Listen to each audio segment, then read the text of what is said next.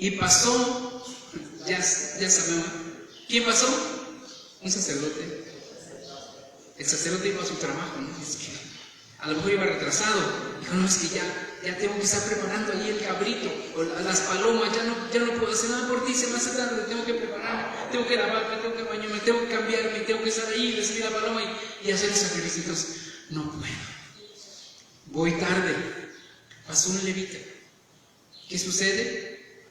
Lo mismo. Es decir, una mentalidad tan religiosa que los bloqueó y no pudieron ver la oportunidad de servir al prójimo, que eso agrada al Eterno, sino mantener su línea religiosa y cuadrada y de cartón, y se perdieron que el Eterno hiciera algo a través de ellos con ese hombre necesitado ahí tirado.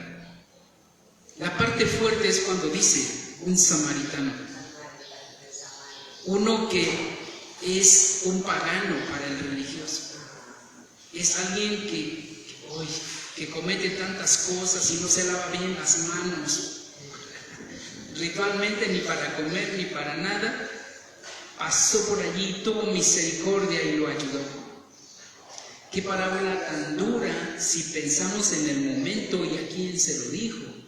Qué parábola tan dura, les dio en su cara así, como decimos, con guante blanco, fuertísimo. A muchas que se sentían autoridades espirituales. Todo esto es para que nosotros reflexionemos, no sea que caigamos en actitudes religiosas y cuadradas y de cartón y nos perdamos la oportunidad de ser bendición y de agradar al Eterno. Esa es la parte profunda en la que tenemos que reflexionar. Necesitamos estar muy atentos de cuál es la voluntad de Adonai y en su momento pesar. El sacerdote y el levita no pusieron la balanza. ¿Qué es más importante? ¿Correr allá hacia el templo? ¿Cuántos sacerdotes habría en el momento que Yeshua declara la parábola? ¿Cuántos sacerdotes hijos de Aarón creen que había en el Mishkan? Había un buen, bastantes. Él era un engranito, ¿no? Pero había muchos otros. El levita. ¿Cuántos levitas había en el templo? Más, muchísimos más. Todo el resto de la casa de Leví. Así es que su trabajo era más pequeñito todavía. No puso la balanza como se dice, es un dicho pues judío, poner en balanza más liviano, más pesado. ¿Qué tiene más peso espiritual en este momento cuando me encuentro así, en una situación de ¿qué hago? ¿Qué hago en Shabbat? ¿Qué hago en este día? ¿Qué hago? Tenemos que aprender a poner en la balanza y llevar adelante esta regla de más liviano y más pesado. ¿Qué es más importante? ¿Qué tiene más valor espiritual en este momento? Lo que tengo enfrente. Tengo dos decisiones. ¿Cuál decisión voy a tomar? La que tenga más valor espiritual, no valor religioso, ¿explico? Sino espiritual, real.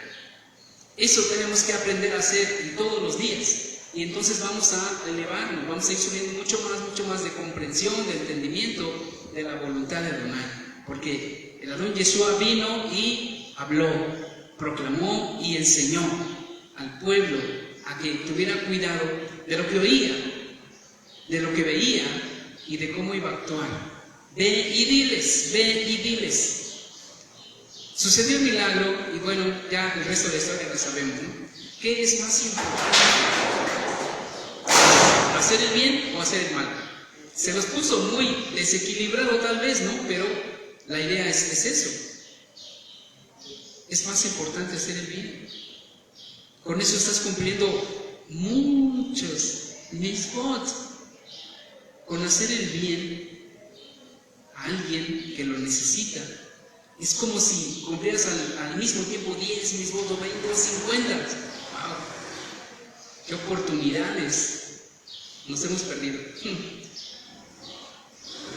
¿Qué oportunidades podemos tomar cuando decimos, este es como una perla de gran precio, este momento?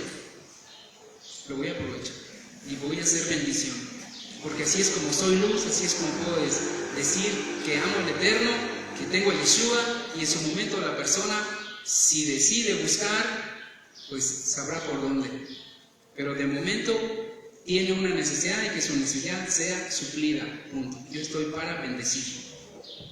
Para eso estamos, para bendecir, para ser luz, para ayudar. Para eso estamos. Cuando ya seamos inútiles, siervos inútiles seremos llamados. Y si nos pasamos de inútiles, podemos ser echados a un lado. Nuestra vida tiene que ser útil. Vamos al capítulo 4. Una parábola muy conocida de todos. Esta parábola del sembrador. ¿Cuántos la conocen? Todos, ¿verdad? La hemos leído quizás muchas veces. Y nos queda claro que hay 4 terrenos. Es básico. Hay 4 terrenos. Sabemos que la semilla es la palabra de Adonai. Esa es la semilla, la buena semilla. Pero hay algo que llama la atención aquí, y el Adón Yeshua está hablando y dejando ahí algo que es muy profundo y que quizás no lo habíamos notado. Pero Yeshua hace referencia a un grupo de personas que de alguna manera están destinados a la perdición. Se oye muy fuerte, ¿verdad? Esto. Demasiado fuerte. Porque hay una filosofía o una enseñanza que habla de la predestinación. ¿Cuántos han leído algo acerca de eso? Sí, aparte de la teología cristiana, hay uno de los muchos temas es la predestinación. Y que es muy profunda, es verdad, es muy delicado. Pero aquí vamos a encontrar que sí existe. Vamos a ir al capítulo 4. De modo que, de nuevo, comenzó a enseñar a la orilla del lago, a una muchedumbre más grande de gente del lugar se reunió cerca de él, así que él subió a una barca en el lago y se sentó mientras que toda la gente del lugar estaba a la orilla del lago. Se subió a una barca. ¿Y por qué se fue a subir a un barco y por qué no estuvo cerca de ellos? Pues es muy sencillo. Porque la acústica es mejor cuando están más adentro del lago. Porque las olitas de un lago es porque el viento empuja hacia la orilla, ¿verdad? ¿Se ha visto? Las olitas se hacen hacia la orilla.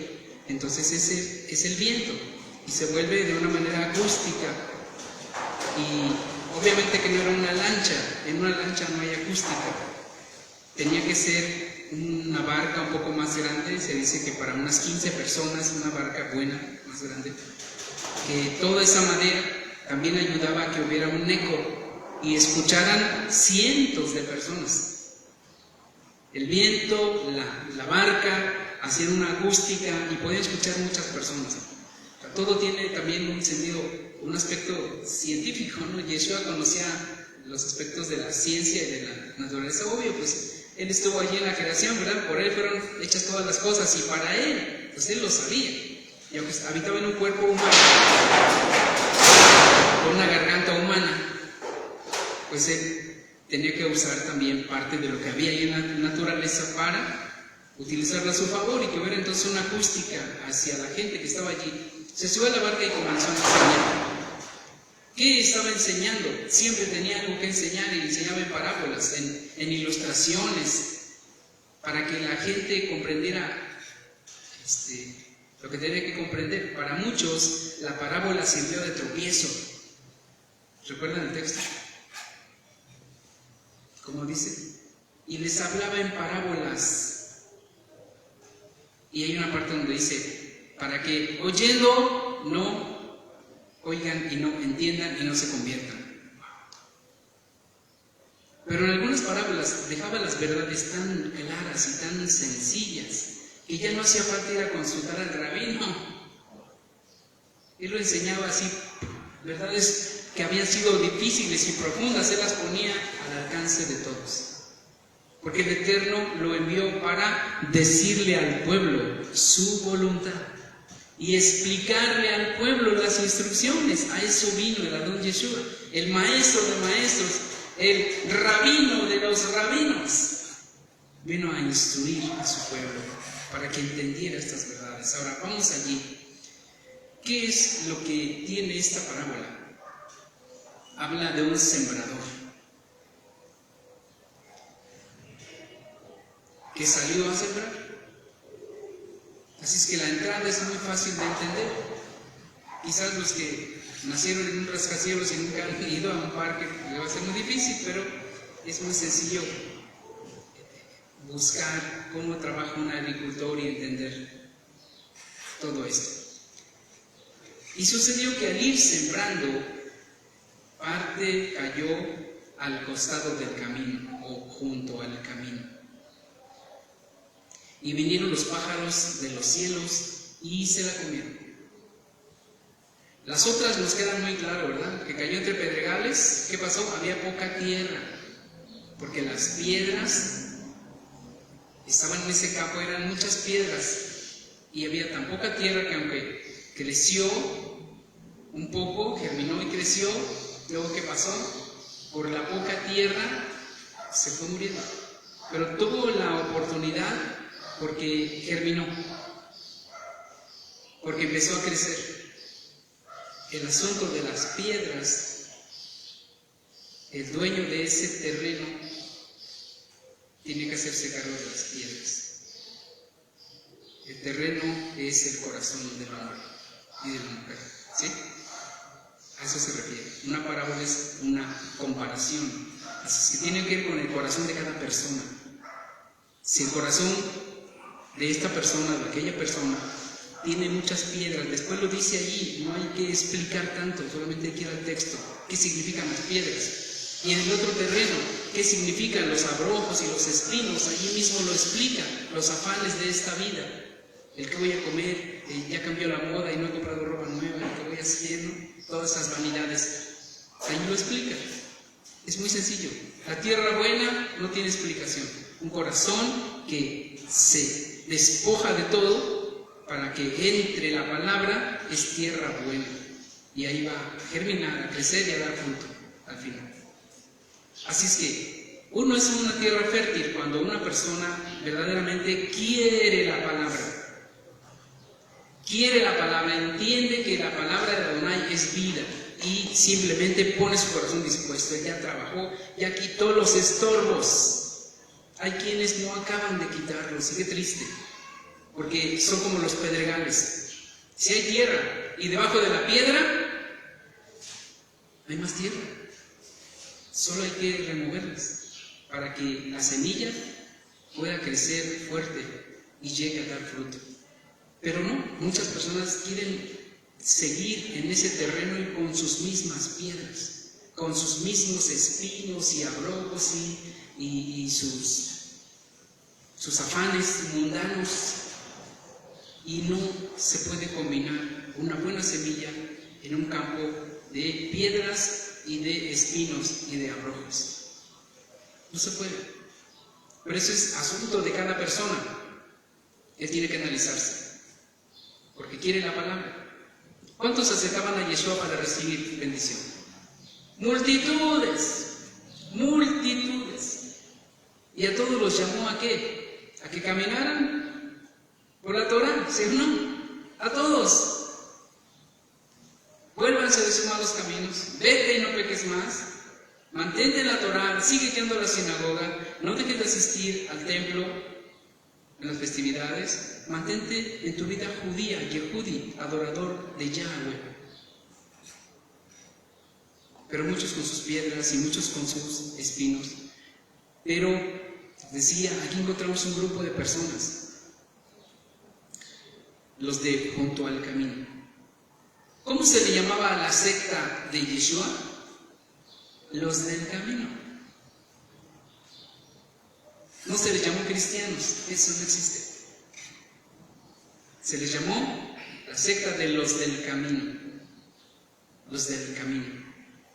Y en esta parábola él usa esta frase: los de junto, los de a la orilla, los que no están adentro ni están lejos, pero se mantienen ¿dónde?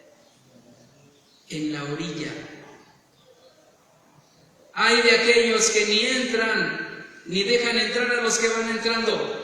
Los de la orilla resultan muchas veces en ser un estorbo, una piedra de tropiezo. Los que caminan por la orilla son peligrosos. No son buena gente. Siempre están por la orilla y no dejan ver ni entrar a los que quieren venir a ver a Yeshua, porque están ahí en fila enorme, enorme, y no dejan entrar. Ni entran ni se meten tampoco. Yeshua declara en esta parábola cosas tremendas en fin de los tiempos. ¿Y qué dice allí? Como dice los del camino, es con los que empieza. O sea, comienza fuerte con los de la orilla del camino, porque el sembrador sabía sembrar, y sembrando, una parte de la semilla cayó junto al camino. ¿Y qué sucedió? Bajaron las aves de mal agüero, que al final sabemos que son enviados del Satán. ¿Y qué pasó? Se robaron la semilla, se la llevaron. No hubo oportunidad para los de junto al camino. Rápidamente descendían y siguen descendiendo las aves oscuras que están en los aires y se están robando la semilla. Esa es la parte 1, pero seguramente hay parte 2 y parte 3 de esto. La primera verdad es que hay un grupo de personas que se mantienen siempre junto al camino y no entran, que la semilla no puede producir fruto en ellos porque vienen las aves malignas y se roban la semilla. Ni siquiera hay oportunidad. Esto es bastante fuerte. Ni siquiera tienen oportunidad los de junto al camino. Ni siquiera entra la palabra, ¿saben? Ni siquiera es como en los pedregales, que tiene la oportunidad, tiene un poco de tierra donde pueda germinar. Ni siquiera eso, ni siquiera esa oportunidad tienen los de junto al camino. Vienen los espíritus malos, los sheidim, como se les llame en inglés, en hebreo, en español, es lo mismo, los enviados del Satán, y se roban la semilla. Así es que estas personas nunca entienden nada, no comprenden, porque no alcanzan ni siquiera a entrar la palabra, la semilla. De los oídos, de ahí mismo se la roban. Qué fuerte está esto, qué triste está esto. Pero Yeshua está declarándolo. Es una declaración del Mesías. Está declarando que hay personas que van a condenación, punto. Nunca tendrán fruto. No hay oportunidad ni de que caiga la semilla y brote. En cuanto llega por allí, los aves malignas de los cielos vienen y se la roban. Eso es muy fuerte. Ahora, hay quienes interpretan mal las cosas, como cuando habla de la cizaña. Dice que la cizaña crece junto con el trigo, ¿verdad? Están allí juntos. Uno es semilla buena y el otro es una hierba mala, vamos a ponerle así. Esa hierba mala no tiene semilla buena y no va a dar fruto. Pero recuerden que el campo allí no es una sinagoga, una keilá o una iglesia, no se equivoquen. allí explica y dice claramente que el campo es el mundo entero. Allí no tiene nada que ver con una quejilada. Así es que echamos fuera ese miedo. Amén. Aquí no hay de junto al camino. Aquí no hay cizaña. La cizaña está en el mundo. Crece junto con los creyentes porque estamos en el mundo. El campo es el mundo. No dijo el campo es la iglesia de Pérgamo. La que gira de Pérgamo. No dice así, ¿verdad? No. Ni tampoco Tiatira, ni tampoco Sardis, ni tampoco ninguna. La Odisea. Dice ese campo es el mundo. Y la cizaña está en el mundo y el trigo está en el mundo. Ustedes están en el mundo, pero no son del mundo. Padre, guárdalos mientras están en el mundo. Así es que nosotros somos fruto de esa semilla. Estamos creciendo y estamos dando fruto. De nosotros depende que no haya piedras en nuestro corazón. De nadie más. De nosotros depende que no haya espinos en nuestro corazón, de nadie más, de cada uno de nosotros. Tenemos que revisar nuestro campo, nuestro corazón, echar un vistazo en nuestro corazón. ¿Cuáles son mis intereses en este día y en esta semana? Pues tengo planes de esto y de esto y de esto y de esto. Ahora analicemos. Entre esos planes, ¿me queda tiempo para orar? Entre esos planes me queda tiempo para asistir a la Keilah, entre esos planes me queda tiempo para hacer alguna obra social, etcétera, para estudiar. Entonces los planes están bien, porque cabe también lo demás. Cuando no quepa lo espiritual, entonces sí hay riesgo de que nuestros planes nos lleven por caminos incorrectos. O que estemos sin fruto esa semana o ese mes.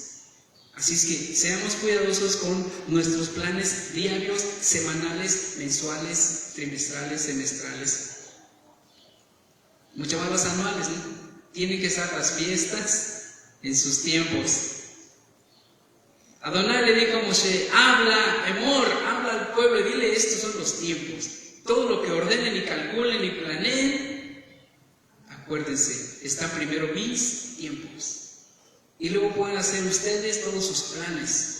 Y yo bendeciré la obra de sus manos. Pero acuérdense de mis tiempos.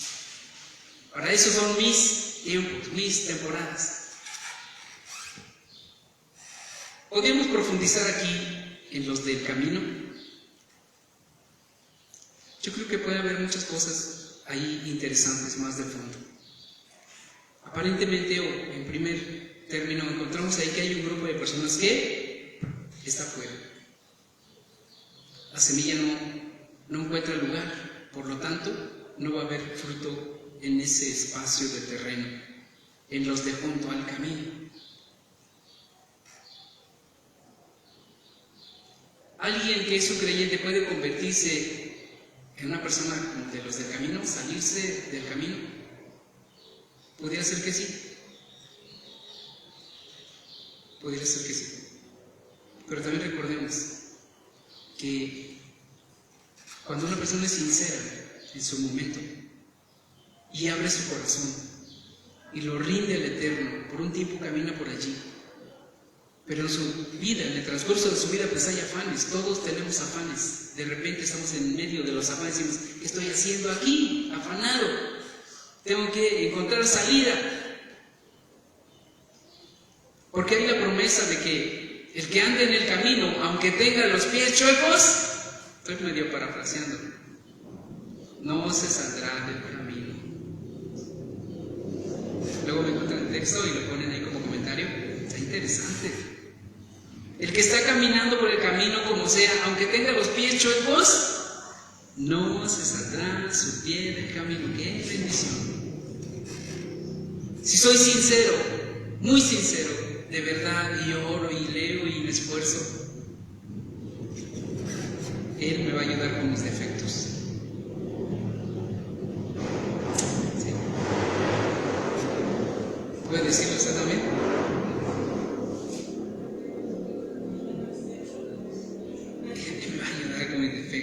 ¿Puedo confiar en Él? Es que nadie se salva por sus propios méritos. Es por su ayuda y su bondad y su fidelidad.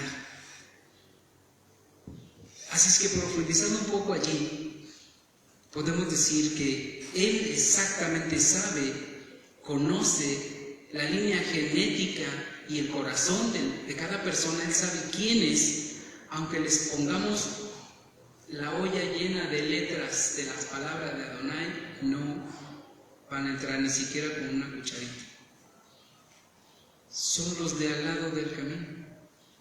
Y curiosamente, los de al lado del camino pueden resultar hasta simpatizantes del camino.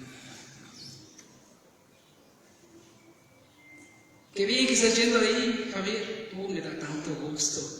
Que de veras te felicito. Y hace 4 años lo dijo y lo sigue diciendo, y cada que lo vemos dice lo mismo y no entra. Y cuando uno se da cuenta de eso, dice, me siento mal. ¿Por qué no entra? ¿Por qué no puede entrar? ¿Qué le estorba para entrar? No estamos diciendo que son predestinados, no, pero pudiera ser que sí. ¿Conoce gente así que dice, no, te felicito, ese es el mejor lugar? Es más, yo he leído, he estudiado y estás en el mejor lugar que hay religiosamente hablando. ¿Y por qué no vienes? No, quizás más adelante y quizás un poquito más. Yo sé que sí, tú estás bien, no te salgas, pero yo estoy acá un poquito ocupado por lo pronto. Qué triste, ¿no? Porque ya pasó 1 mes, 1 año, 2 años, 3 años y no entra en el camino. Parece un simpatizante, pero por su vida y sus acciones no deja que otros entren. Porque habla bien de la palabra, quizás de Yeshua, de los creyentes, pero su vida es mala, fea, sucia, que confunde a mucha gente. Quedan como piedras de tropiezo. Nunca entrarán. Esto es muy, muy triste en realidad, porque uno quisiera que todos mis familiares, mis amigos, mis vecinos, mis conocidos y aún alguien que Dios desconozca, pero quisiera que entrara, que nadie se pierda, dice, ¿verdad? El texto, porque Él no quiere que nadie se pierda, pero algunos ya son así. Faraón se hubiera convertido con más milagros.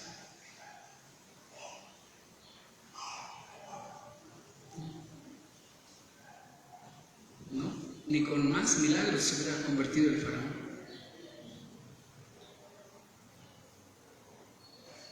Él fue alguien que estuvo predestinado para estar allí para los tiempos difíciles del pueblo de Israel.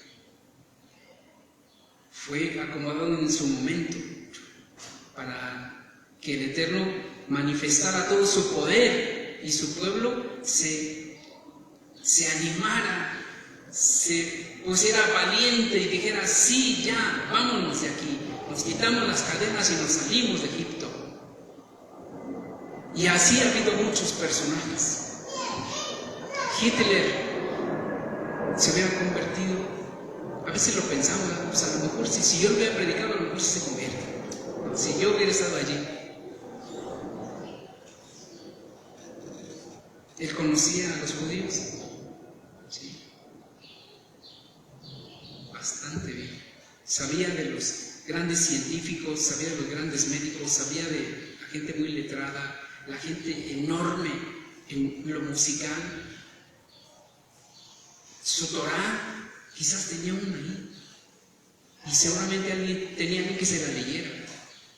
Él supo, pero no quiso. Y fue alguien que hizo mucho daño al pueblo. ¿Cómo podemos entender esta parte? Cuando alguien de una manera tonta dice, no, es que lo que pasa es que Dios puso a Hitler para asesinar a 6 millones de judíos. Entonces, ¿cómo está poniendo al Eterno, verdad? ¿Me explico? Es una mala manera de ver las cosas. Pero así hay personas que están destinadas a la condenación. Igualmente hay personas que están destinadas para entrar en el reino de Adonai. El destino no quiere decir que los suben a un camión y los empujan para que entren, pero el destino en ese sentido es que tienen toda la oportunidad de entrar. No que van a entrar forzadamente, sino que tienen toda la oportunidad, las puertas abiertas.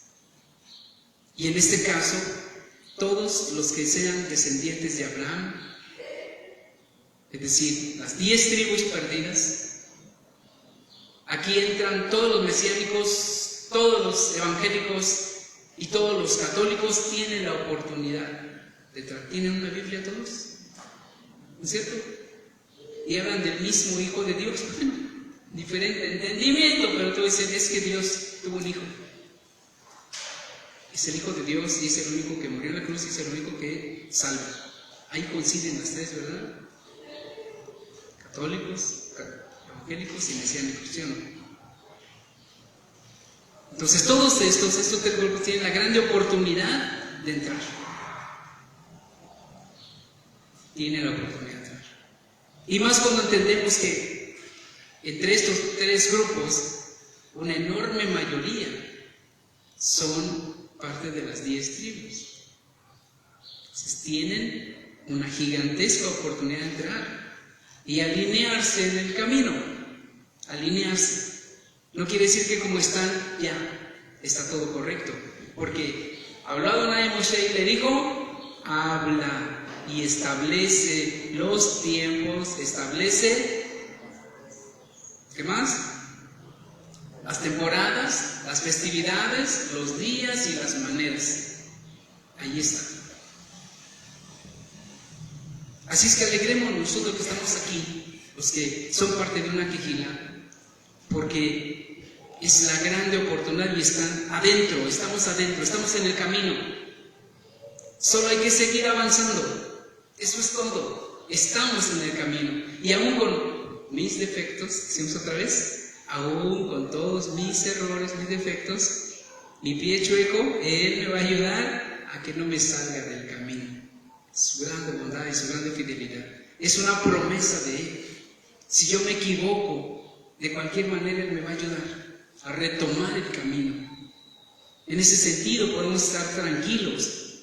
Pero también en ese sentido de tranquilidad, vayamos a compartir con aquellos que no están en el camino. Los primeros que nos vamos a encontrar son los de la orilla del camino. Son los primeros que están allí. Pueden ser un estorbo, pues tenemos que hacer a un lado los estorbos para encontrar a los que están entre los pedregales y para encontrar a aquellos que están entre los espinos y explicarles. Tú tienes que quitar las piedras de tu corazón. Nadie lo va a hacer por ti. Tú tienes que cortar esos espinos y ordenar tu vida. Si tienes un jardín de espinos, de afanes del mundo, que sea chiquito, no puede ser todo tu campo, todo tu corazón. Sí hay lugar para afanes de esta vida. Porque que no trabaje, que tampoco coma. Entonces, cada día trae su propio afán. Sí existen los abrojos y deben estar allí, pero no deben de llenar nuestro campo, nuestro corazón. Deben de tener un lugar específico y debe haber un gran terreno de tierra fértil donde la palabra y la semilla pueda crecer y dar fruto. Así es que hay muchas cosas, pudiéramos seguir hablando y profundizando, pero creo que hasta aquí todo lo que hemos entendido, si lo llevamos a la práctica, nos va a ser de mucha bendición y de crecimiento. Vamos a retomar lo que anotamos allí, vamos a repasar el video y vamos a ver dónde podemos añadirle en nuestra vida en esta semana, porque se trata pues de oír y de hacer, ¿verdad? Escucho y hago. Eso es emuná. Escucho y practico. Escucho y practico. Que nuestra emuná esté creciendo. Que nuestro amor por el Eterno siga creciendo y desarrollándose. Que nuestro conocimiento de Él también siga creciendo.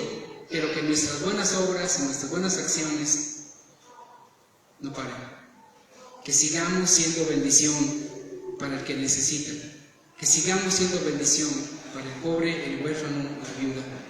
Y para aquellos que están pasando por dificultad, por ansiedad, por problemas. Nosotros somos la luz para este mundo. Que seamos esa luz, que seamos esa buena semilla que crece y que tiene fruto y que puede alimentar. Porque el trigo, cuando ya tiene fruto, tiene la capacidad de darte de comer, de alimentar. Cuando había una multitud enorme, tantos que los discípulos se pusieron preocupados y empezaron a hacer cuentas de cuánta gente y cuánto tenían en la bolsa. Había un muchacho ahí que tenía unos panes y unos peces y dijeron, no, eso no sirve ni para puf. Entonces van con el dador, le dicen, mira, toda la multitud ya es tardísimo, no han comido nada, se van de aquí a las aldeas, a los que están desmayados en el camino. ¿Qué les dijo? Denles ustedes de comer. Ahora sí lo entendemos, ¿no? Con esta enseñanza. Somos espigas de trigo que tenemos fruto.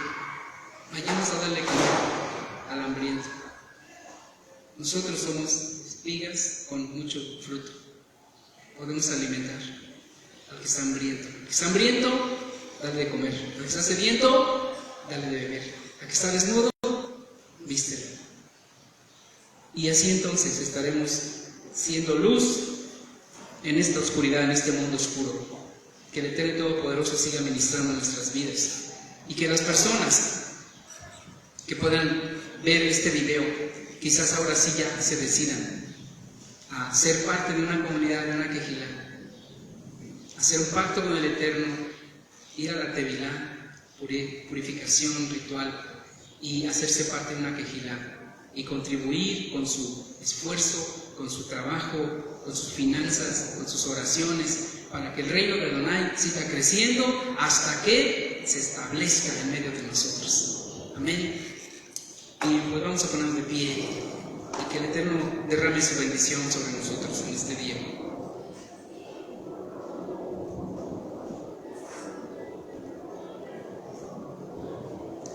Yevarejeja Adonai Yahweh Beishmereja Yael Adonai Yahweh Eloheinu Panabeleja Bijuneja Yisa Adonai Yahweh Panabeleja Beyasem Leja Shalom Beshem Yeshua HaMashiach Sar Shalom. Que el Eterno y Todopoderoso Adonai, nuestro Elohim, te bendiga y te guarde. Que alce su rostro favorablemente hacia ti y te dé su paz. Shalom de Yeshua a tu vida. Amén y amén. Y que tengamos todos una buena semana de bendición, de buenas noticias. Y que esa semana que en unas horas comienza ya los días de trabajo, que sean fructíferos, que sean bendecidos, que haya abundancia y que sigamos siendo luz a los que están en la oscuridad. Bendición.